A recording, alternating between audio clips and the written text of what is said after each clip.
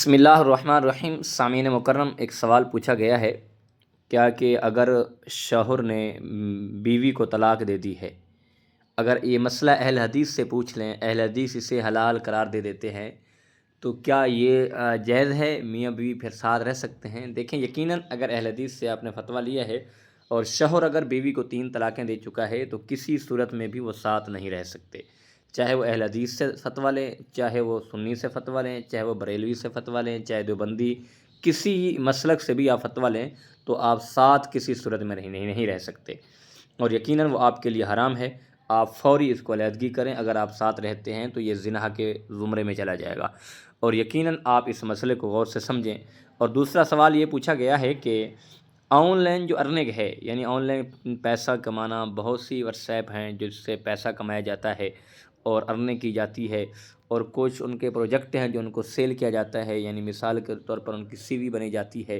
اس طرح کے پروجیکٹ تیار کر کے اگر اس منافع ملتا ہے، نفع ملتا ہے، تو اس بارے شرعی حکم کیا ہے؟ یقیناً یاد رکھیں کہ اگر ان کے پروجیکٹ ہیں، آپ ان کی سی وی بناتے ہیں اور آپ ان کا سامان فروخت کرتے ہیں تو یہ آپ کے لیے جائز ہے، کیونکہ آپ ان کا سامان فروخت کر رہے ہیں، آپ کو نفع دے رہے ہیں۔ وہ سیل کرنے کی بنا پر آپ ان کی سی وی بناتے ہیں، تو وہ آپ کام کرتے ہیں، محنت کرتے ہیں، وہ چاہے عیسائی کی ہو، چاہے یہودی کو ہو، کسی مذہب کی بھی ہو کمپنی، تو آپ اس سے کام کرتے ہیں۔ اب اگر آپ کو پیسے ملتے ہیں تو آپ کے لیے وہ جائز ہیں۔ اگر ہاں آپ اس کو خرید و فروخت کا زمرہ دیتے ہیں، یعنی ایک چیز آپ اس سے خریدتے ہیں، خرید لیتے ہیں، خرید کر پھر آپ آگے بیچنا چاہتے ہیں، تو پھر اس پہ خرید و فروخت کا جو مسئلہ ہے وہ لاگو ہوگا، خرید و فروخت والی جو بات ہے وہ لاگو کی جائے گی۔